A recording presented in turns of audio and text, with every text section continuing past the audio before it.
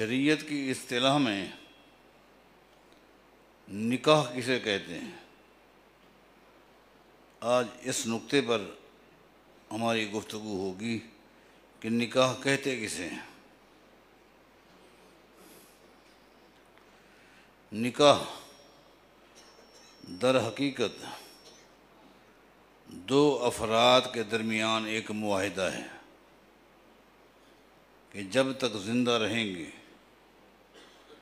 ایک دوسرے کی عزت، ایک دوسرے کا احترام، ایک دوسرے کی خوشی کو اپنی خوشی، ایک دوسرے کی غمی کو اپنی غمی سمجھیں گے، ایک دوسرے کے خلاف نہ بات کریں گے نہ سنیں گے، کیونکہ عورت ناقص العقل ہے، اس لیے اس معاہدے کا اختیار اسے دینے کی بجائے اس کے ولی کو دیا گیا ہے کہ انتخاب وہی کرے گا، معاہدہ بھی اسی کے ذریعے ہوگا۔ البتہ عورت کو اعتماد میں رکھنا، اس کی موافقت بہت ضروری ہے۔ گواہ اس لیے ہیں تاکہ کسی وقت بھی کوئی معاملہ ہے ہو تو ان سے پوچھا جا سکے۔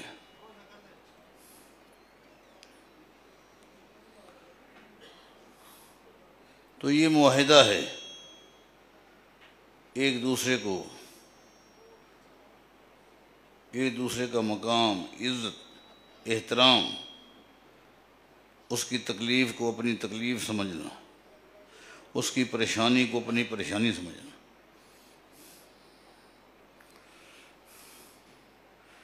میں سمجھتا ہوں نکاح ہو جاتا ہے اور نکاح کے بعد اکثر یہ بھی دیکھنے میں آتا ہے کہ بگاڑ پیدا ہو جاتا ہے، فتنے کھڑے ہو جاتے ہیں۔ اصل میں فریقین میں سے کسی کو اس معاہدے کا پتہ ہی نہیں ہوتا۔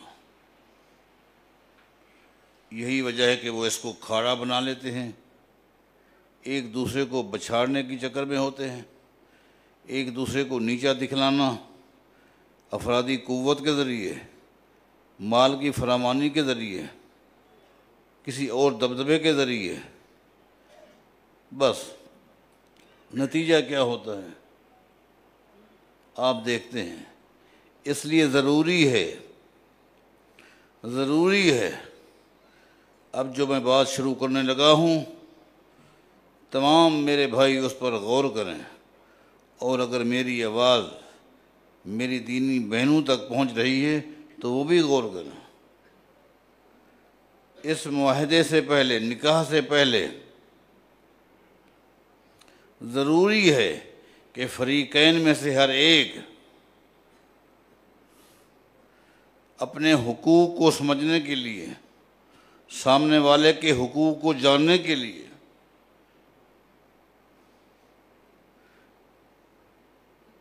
کائنات کے امام محمد الرسول اللہ صلی اللہ علیہ وسلم اور اسی طرح امہات المومنین رضوان اللہ علیہم اجمعین، ان تمام کی سیرت کا مطالعہ کیا جائے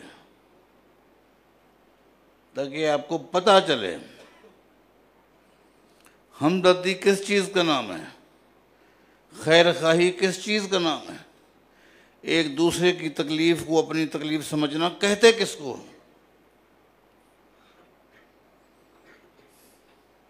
مثال کے طور پر کائنات کے امام محمد الرسول اللہ صلی اللہ علیہ وسلم غار حرا سے تشریف لا رہے ہیں۔ سیدہ خدیجہ رضی اللہ تعالیٰ عنہا گھر میں موجود ہیں، آتے ہیں، پسینہ ہی پسینہ ہے، چہرے پر پریشانی کے آثار ہیں، اور یہ کہہ رہے ہیں زملونی زملونی۔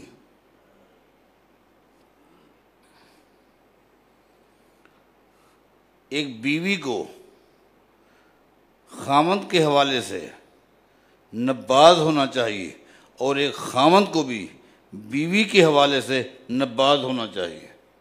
میں دونوں کی مثالیں آپ کو دیتا رہوں گا انشاءاللہ۔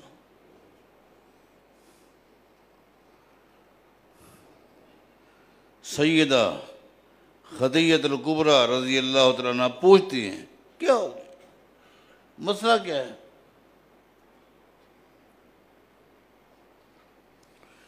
نبی علیہ السلام نے پوری بات بتائی۔ سیدہ خدیجہ رضی اللہ تعالیٰ عنہ سنتی رہی، میرے ساتھ کیا معاملہ ہوا، پتہ نہیں وہ کون تھا، انسان تھا، جن تھا، فرشتہ تھا، کس طرح اس نے مجھے آ کر دبوچا، مجھے بار بار وہ کہہ رہا ہے اقرا، میں جواب دے رہا ہوں ما انا بقارئ، میں کیا پڑھوں، میں تو پڑھا لکھا نہیں ہوں۔ آخر یہ کلمات اس نے مجھے کہلوائے، اقرا بسم ربک الذی خلق، خلق الانسان من علق، اقرا وربک الاکرم الذی علم بالقلم، علم الانسان ما لم یعلم۔ چلا گیا۔ جس وقت نبی علیہ السلام نے کہا خدیجہ لقد خشیت علی نفسی، یہ جملہ جب کہا تو سیدہ خدیجہ رضی اللہ عنہ کے رونگٹے کھڑے ہو گئے۔ کیا کہا؟ لقد خشیت علی نفسی۔ خدیجہ خلاصہ یہ ہے، میں تو اس نتیجے پر پہنچا آج میری زندگی کا آخری دن ہے، میں فوت ہو جاؤں گا۔ خامن جب یہ جملے استعمال کریں لقد خشیت علی نفسی، آج میرے ساتھ جو معاملہ آیا ہے میں تو یہی سمجھا اب میرا آخری وقت ہے۔ اب نبی علیہ الصلوۃ والسلام کو تسلی ایک بیوی کس طرح دیتی ہے، ذرا خواتین کو سوچنا چاہیے۔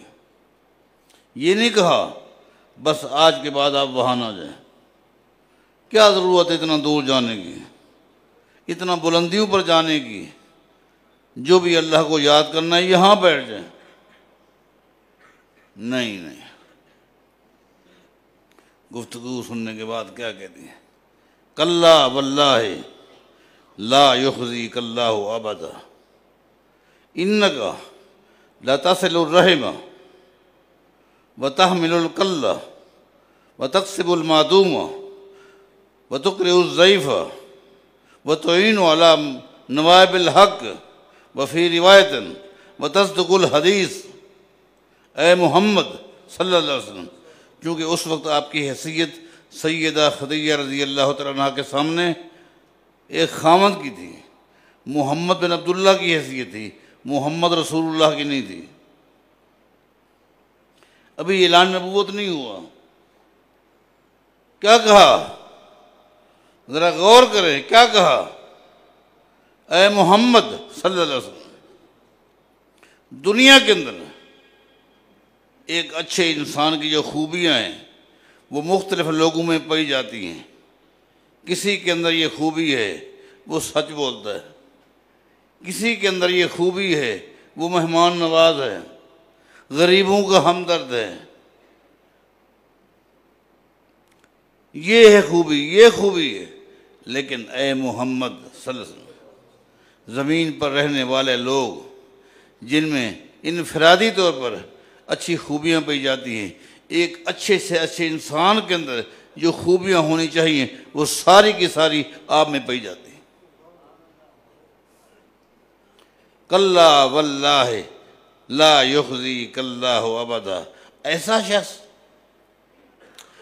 شخص جو اس طرح کے اوصاف حمیدہ کا مالک متصف ہو، اللہ اسے زندگی کے کسی موڑ پہ رسوا نہیں کرے گا۔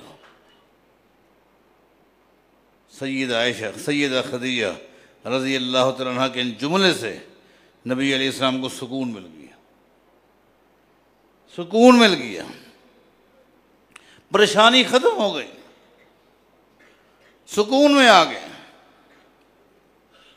یہ ہے ایک بیوی کا کردار، خاوند کو کس طرح مطمئن کیا، سکون آ گیا۔ لیکن خاوند کو تو سکون آ گیا، لیکن سیدہ خدیجہ پریشان ہے۔ خاوند کو تو مطمئن کر دیا، خود پریشان ہے کہ آخر وہ کون تھا، وہ آنے والا کون تھا، ان کے مقاصد کیا تھے، اس کی گہرائی میں جانا چاہیے۔ آخر وہ کون تھا، انسان تھا، جن تھا، فرشتہ تھا؟ اس طرح کے کلمات کہہ کے چلا گیا تو کیا مقصد تھا، وہ کیا چاہتا تھا؟ اپنے آپ کو مطمئن کرنا چاہتی ہے، خاوند مطمئن ہو گیا۔ اب نبی علیہ السلام سے کہتی ہیں آپ میرے ساتھ چلیں، ورقہ بن نوفل کے پاس چلتے ہیں۔ دیکھیں، یہ ہے ایک فرما بردار خیر خواہ بیوی جو مکمل خاوند کو بھی خود بھی سکون حاصل کرنا چاہتی ہے، خود بھی مطمئن ہونا چاہتی ہے۔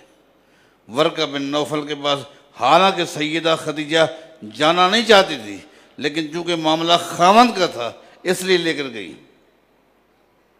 جانا کیوں نہیں چاہتی تھی؟ اس لیے کہ ایک وقت تھا ورقہ بن نوفل نے پیغام بھیجا تھا نکاح کے لیے، سیدہ خدیجہ نے انکار کر دیا تھا۔ جب کوئی انکار کر دے تو پھر آنا جانا تھوڑا سا، آپ سمجھتے ہیں کہ میں نے پیغام بھیجا، میرا ایک مقام تھا، میری ایک حیثیت تھی، اگلے نے انکار کر دیا، رشتہ داری بھی تھی۔ ورقہ بن نوفل پہلے مشرک تھا، قوم برادری کے باپ دادا کے دین پر تھا، پھر وکان عمران تنصر فی الجاہلیت، اس کے بعد اس نے تحقیق کی کہ یہ شرک، بتوں کی پوجا کرنا، یہ میرا ضمیر اجازت نہیں دیتا، تو اس کو نصرانیت سمجھ آئی، تو وہ نصرانی ہو گیا تھا، تورات کا عالم تھا، انجیل کا عالم تھا، اور بلکہ کتابیں لکھتا تھا۔ وَقَانَ شَيْخًا كَبِيرًا قَدْ عَمِيَ، جس وقت سیدہ خدیجہ لے کر گئی اس وقت وہ نبینہ ہو چکا تھا، لے کر گئی، نبی علیہ السلام کو لے کر گئی اور کہا یا ابن عم، یہ آپ کا بھی بھتیجا ہے، عمر کے لحاظ سے اللہ کے نبی چھوٹے تھے، ان سے آپ پوچھیں اس کے ساتھ کیا معاملہ ہوا ہے، پوری بات سنیں اور بتائیں کیا مسئلہ ہے، میں پریشان ہوں، ہم سکون چاہتے ہیں۔ ورقہ بن نوفل نے پوچھا یا ابن اخی ماذا ترى، کیا معاملہ ہے؟ فأخبره رسول اللہ صلی اللہ علیہ وسلم الخبر ما رأى، پورا واقعہ نبی علیہ السلام نے ورقہ بن نوفل کو سنایا۔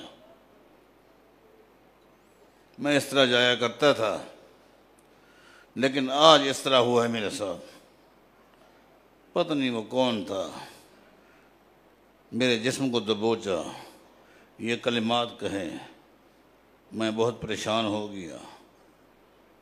وہ سنتا رہا، بہت بڑا عالم تھا، بہت بڑا عالم تھا، تورات انجیل کا عالم تھا، علم تھا، پختہ علم تھا۔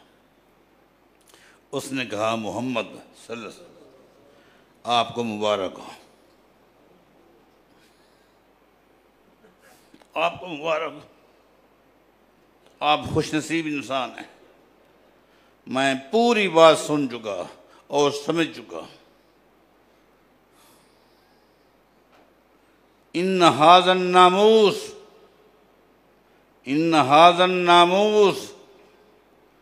الذی نزل اللہ علی موسیٰ علیہ السلام، یہ کوئی جن نہیں تھا، یہ وہ فرشتہ تھا جو اللہ کے پیغامات موسیٰ علیہ السلام کو پہنچاتا تھا۔ یہ وہ فرشتہ تھا جو موسیٰ علیہ السلام کے پاس آیا کرتا تھا اللہ تعالیٰ کے پیغامات لے کر۔ مبارک ہو۔ اس کے بعد وہ رونے لگ جاتا ہے، کہتے ہیں یا لیتنی اکون حیا یا لیتنی کنت جزعا اس یخرجک قومک۔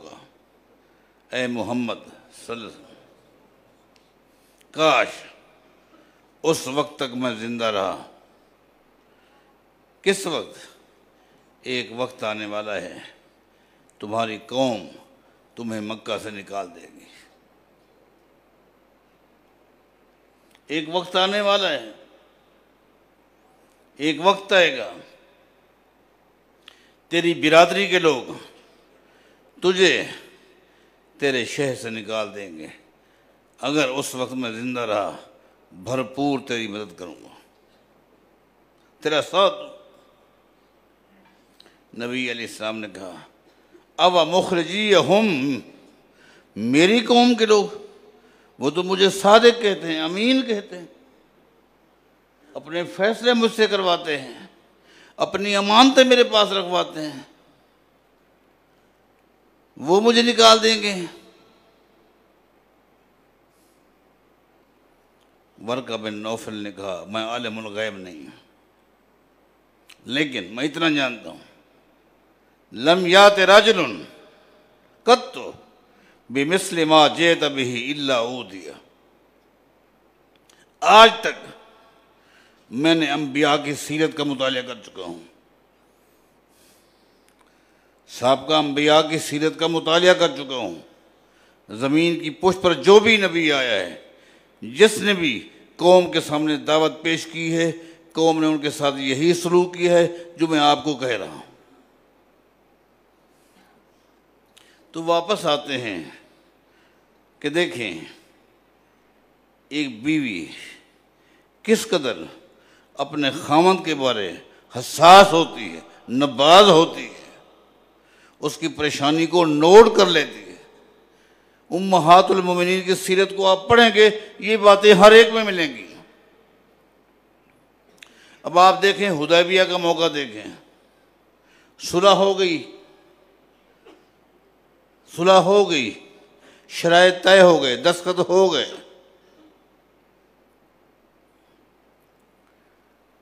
ام سلمہ رضی اللہ تعالیٰ عنہ اس صلح پر خوش اپنے خیمے کے اندر بیٹھی ہیں، چونکہ نبی علیہ السلام جب گئے تھے آپ کا ایک مزاج تھا، قرآن اندازی کرتے، جس بیوی کا نام نکلتا اس کو ساتھ لے جاتے۔ ام سلمہ کو ساتھ لے گئے رضی اللہ عنہ۔ وہ خیمے کے اندر بیٹھی خوش تھی کہ اچھا ہو گیا، اب دعوت کا راستہ کھلے گا، اب اتفاق ہو گیا، صلح ہو گئی۔ یہ سب سے زیادہ خطرہ جو تھا وہ ٹل گیا۔ اے دن یہ لوگ ہمیں پریشان کرتے رہتے تھے، ہم چلے گئے، مدینہ چلے گئے، لیکن ان کو سکون نہیں ملا۔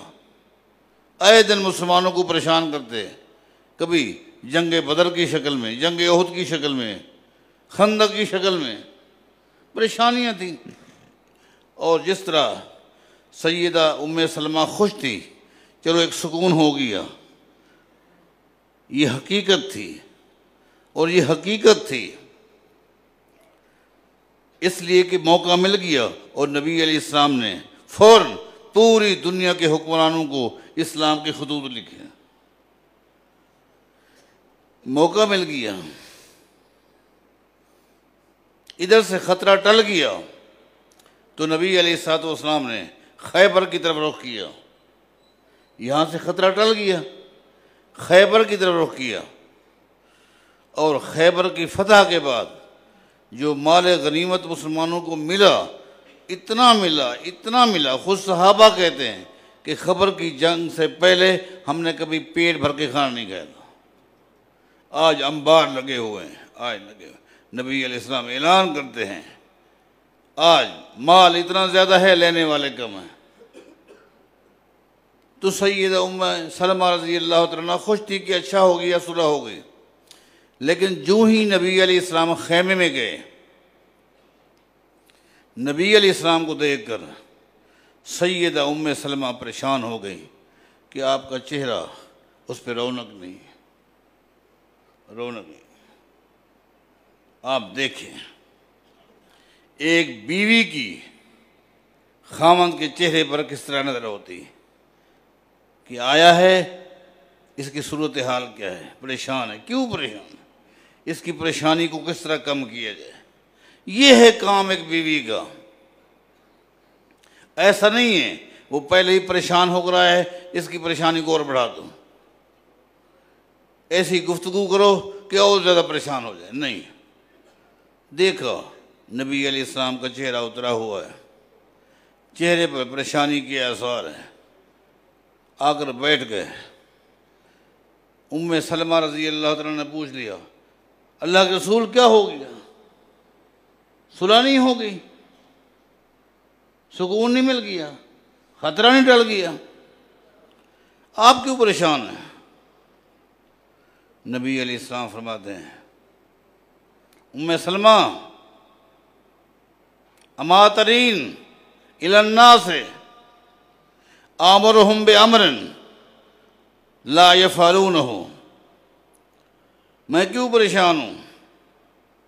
مجھے صحابہ سے بڑی امیدیں تھیں، مجھے صحابہ کرام سے بڑی امیدیں تھیں. جان مانگوں گا جان دے دیں گے، مال مانگوں گا مال دے دیں گے. آج دیکھیں ایک چھوٹی سی بات کہی ہے، انہوں نے عمل نہیں کیا. میں پریشان نہ ہوں؟ میں نے خالی ان کو کہا ہے صلح ہو گئی ہے، لہذا جو لوگ اپنے ساتھ جانور لے کر آئے ہیں اٹھو اور ذبح کر دو. کیونکہ عمرے کے بعد بھی سنت ہے، آپ جانور ذبح کر سکتے ہیں اگرچہ تاکید نہیں ہے. جو جانور ساتھ لے کر آئے ہیں جانور ذبح کر دو.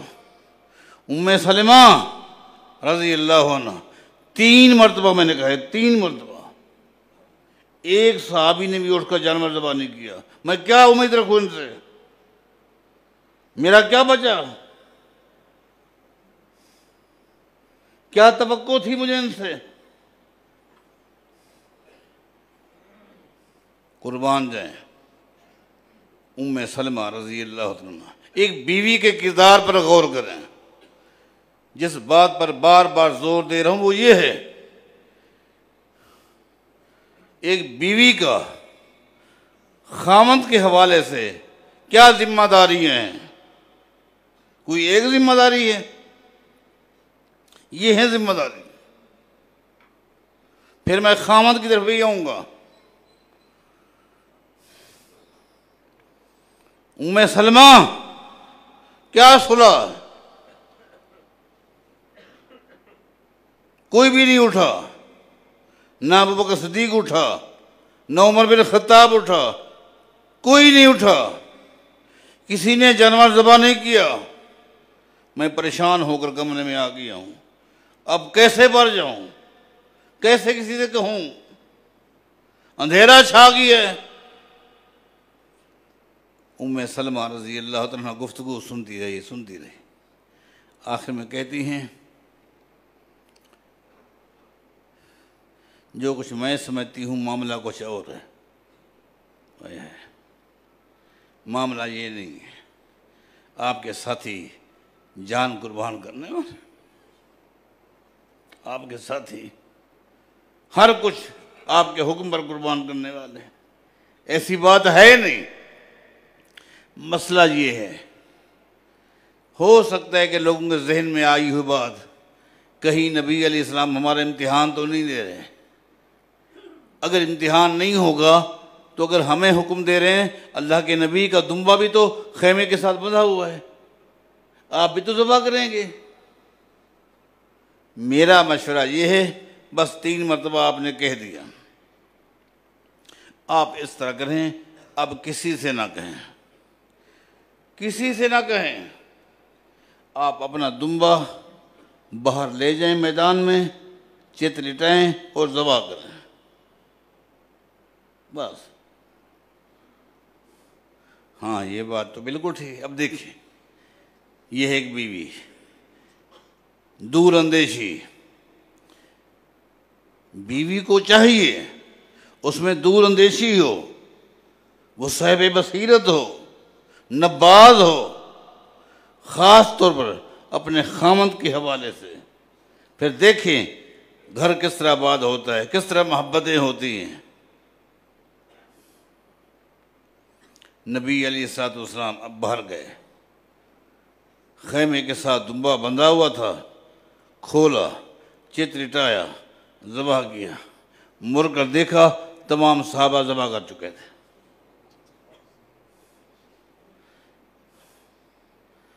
یہ ہے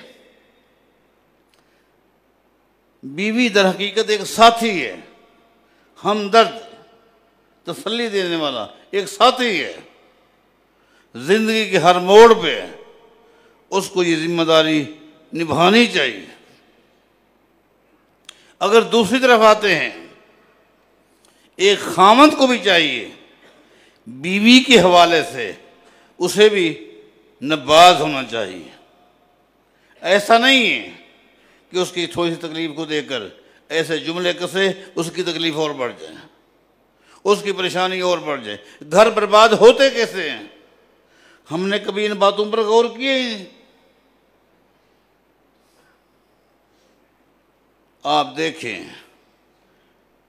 ایک شخص فوت ہو گیا، صحابی تھا، نبی علیہ السلام گئے، نماز جنازہ میں شریک ہوئے، واپس آئے، دیکھا سیدہ عائشہ رضی اللہ تعالیٰ عنہ نے سر پہ دوپٹہ باندھا ہوا ہے کھینچ کر، اور بہت پریشانی کے عالم میں واراسا پریشان تھیں، حد درجہ پریشان تھیں۔ اب نبی علیہ السلام نے دیکھ لیا اس کی پریشانی بہت ہے، اب اس کی پریشانی کو کم کس طرح کی؟ یہ ہے ایک خامند کو چاہیے وہ بیوی کی پریشانی کو کم کرے، بڑھائے نہ۔ آج تو ایسے جملے کہ پریشانی اور بڑھ جاتی ہے۔ نہیں، وہ آپ کا ایک ساتھی ہے، وہ پریشان ہے، یہ بات کی بات ہے، پوچھنا کیا مسئلہ تھا، کیا چیز کھائی تھی، کیا چیز پی تھی، یا کسی نے کوئی ایسی بات کہی، آپ پریشان ہو، لیکن پہلے اس کی پریشانی کو کم کریں۔ پریشانی کو کم کرنے کا انداز دیکھیں۔ جب سیدہ عائشہ رضی اللہ تعالیٰ عنہ حد درجہ پریشان تھی، رو رہی تھی، ہو سکتا ہے میں مر جاؤں، تکلیف بڑھ گئی ہے۔ اب نبی علیہ السلام اس کو دوستانہ ماحول میں کیا کہتے؟ لو مت قبلی لغسلتک، عائشہ رضی اللہ عنہ، اگر تیرا انتقال مجھ سے پہلے ہو گیا تو تو خوش نصیب ہوگی، تو تو خوش نصیب ہوگی، جو تجھے سعادت ملے گی کسی کو نہیں ملی۔ کیا؟ اب سیدہ عائشہ غور کر رہی ہے، فرمایا لغسلتک، تیرا اگر انتقال ہو گیا میں محمد تجھے غسل دوں گا صلی اللہ علیہ وسلم۔ یہاں رک کر یہ بھی آپ نوٹ کر لیں، نبی علیہ السلام نے کبھی مذاق میں بھی غیر شرعی بات نہیں کہی تھی۔ عقیدہ ہے نا ہم سب کا،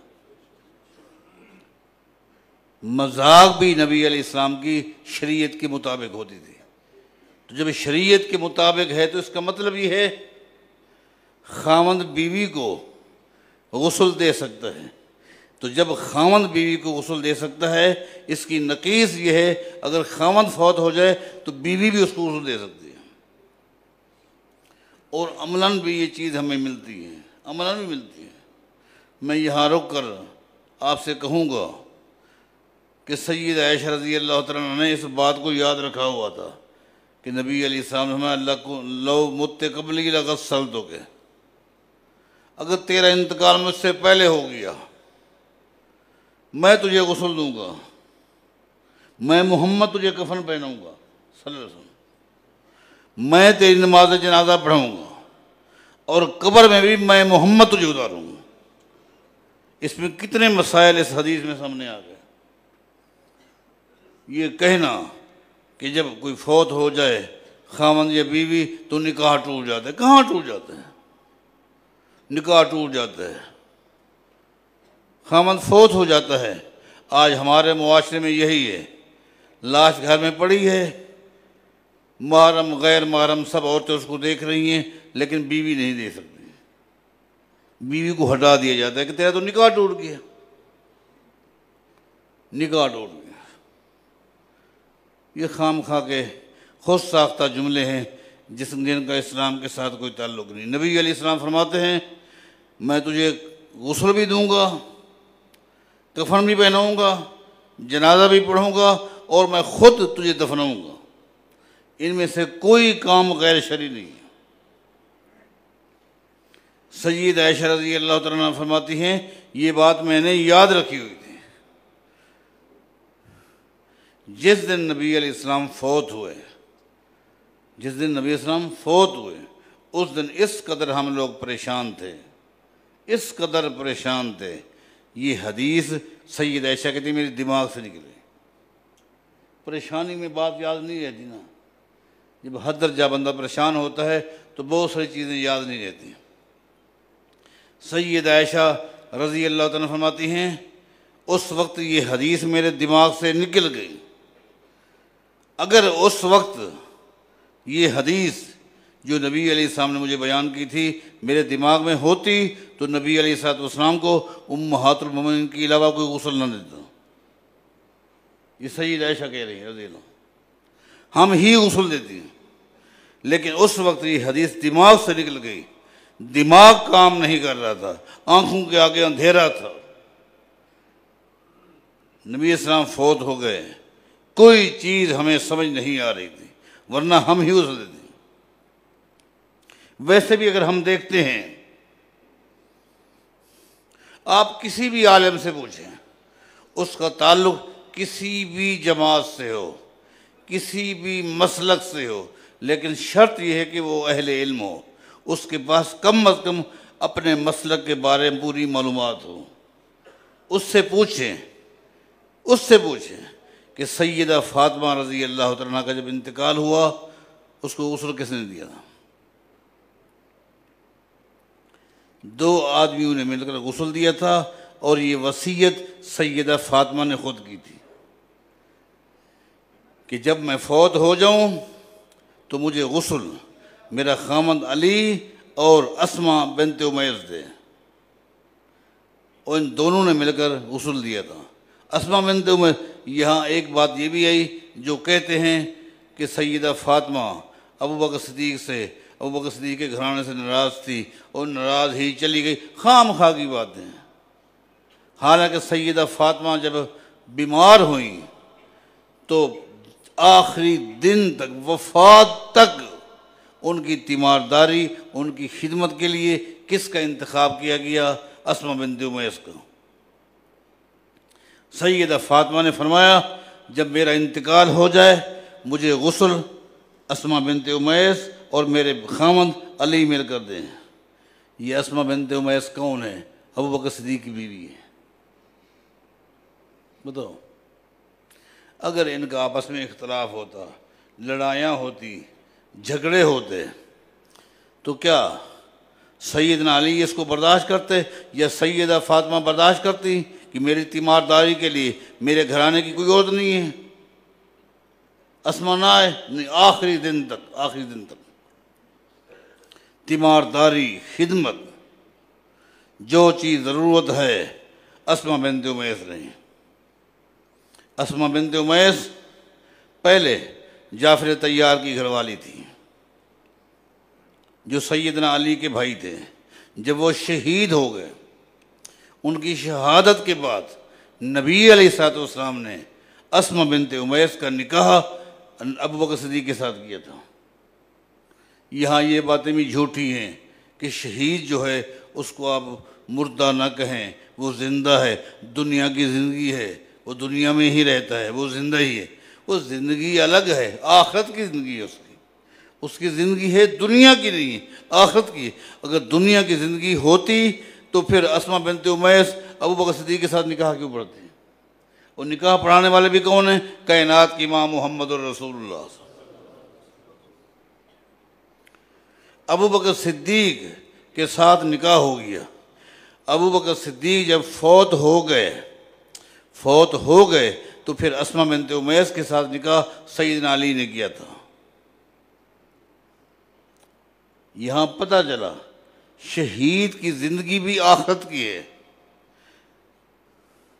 صدیق کی بھی زندگی آخرت کی ہے، ورنہ ابو بکر صدیق سے نکاح نہ ہوتا۔ ابو بکر صدیق دنیا سے چلے گئے، اب ان کی زندگی آخرت کی ہے، برزخ کی ہے، دنیا کی نہیں ہے۔ وَمِن وَرَائِهِمْ بَرْزَخٌ إِلَىٰ يَوْمِ يُبْعَثُونَ، آخرت کی ہے۔ تبھی تو اسما بنت امیس کا نکاح سیدنا علی کے ساتھ ہو۔ اسی طرح آپ پوچھے علماء کرام سے کہ جس وقت ابو بکر صدیق فوت ہوئے تھے ان کو غسل کس نے دیا تھا؟ وہاں سیدہ فاطمہ فوت ہوئی، غسل خاوند دے رہے۔ ابو بکر صدیق فوت ہوئے، دارقطنی اٹھائے، تفصیل ہے اس میں، تو غسل کس نے دیا؟ بیوی نے دیا، اسما بنت امیس نے دیا۔ بلکہ غسل دینے کے بعد حدیث میں آتا ہے کہ سیدہ اسما بنت امیس رضی اللہ تعالیٰ عنہا دروازے پر آئی، آگے صحابہ کرام بیٹھے ہوئے ہیں، رش لگا ہوا ہے، تو ان سے آ کر کہتی ہیں، لوگو مسلمانوں، ابو بکر صدیق کو میں نے غسل دے دیا ہے، موسم اس قدر ٹھنڈا ہے، آپ دیکھ رہے ہو کس قدر ٹھنڈی ہوا چل رہی ہے، تم دیکھے ہو۔ اگر غسل دینے والے پر غسل فرض ہے تو میں نہاؤں؟ میں نے غسل دیا ہے ابو بکر صدیق کو، اگر غسل دینے والے پر غسل فرض ہے تو میں غسل کروں، اگر نہیں ہے تو پھر میں اس ٹھنڈے موسم میں کیوں کروں؟ تمام صحابہ جو بیٹھے تھے، تابعین بیٹھے تھے، بالاتفاق کہا، بالاتفاق۔ کس نے کہا غسل دینے والے پر فرض ہے؟ کوئی غسل فرض نہیں ہوتا۔ تو میں عرض کر رہا تھا کہ دیکھیں نبی علیہ الصلوۃ والسلام نے سیدہ عائشہ کی پریشانی کو کس طرح ایک مخصوص انداز میں دور کیا۔ عائشہ تو پریشان کیوں ہیں؟ ساتیں بتائی، سیدہ عائشہ کی ساری پریشانی دور ہو، سکون مل گیا۔ ایک خامد کی ذمہ داری ہے کہ بیوی کی پریشانی کو دور کرے، حالات کی مناسبت سے اس کو مطمئن کرے، پریشانی کو سمجھے کیوں ہیں، کیوں یہ ذمہ داریاں ہیں طرفین سے۔ وَلَهُنَّ مِثْلُ الَّذِي عَلَيْهِنَّ بِالْمَعْرُوفِ، یہ دونوں کے حقوق ہیں، دونوں کے۔ آج ان حقوق کی طرف توجہ نہیں دی جاتی، کھاڑا بنا دیا جاتا ہے، نتیجتاً گھر برباد ہو جاتے ہیں۔ جبکہ نبی علیہ السلام فرماتے ہیں نکاح کے ذریعے جو ایک رشتہ قائم ہوتا ہے، ان میں اللہ تعالیٰ ایسی محبت پیدا کرتا ہے کہ میں محمد نے ایسی محبت کسی اور رشتے میں دیکھی نہیں، صلی اللہ علیہ وسلم۔